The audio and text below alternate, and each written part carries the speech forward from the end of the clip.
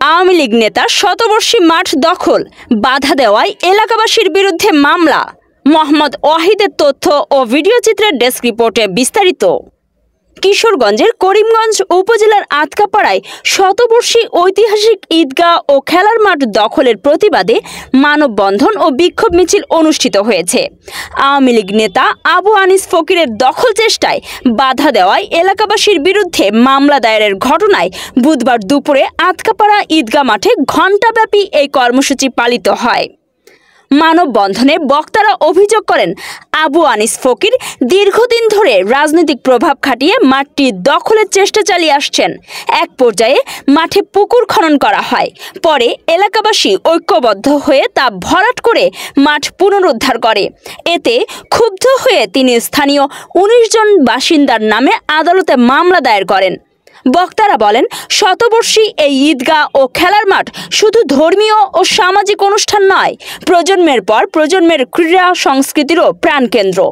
এ মাঠ দখলের ষড়যন্ত্র বন্ধ না হলে বৃহত্তর আন্দোলন গড়ে তোলা হবে বলে হুঁশিয়ারি দেন তারা।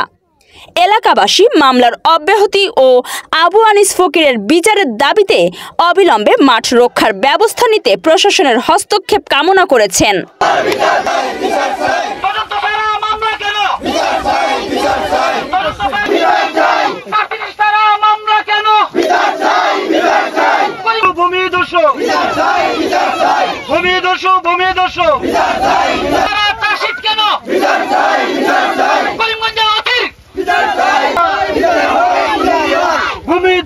বিচার চাই,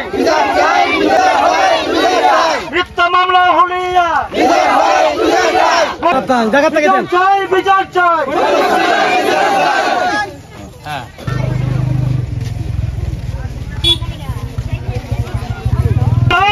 চাই। বিচার চাই, বিচার চাই, মিথ্যা মামলা হলে মিথ্যা মামলা।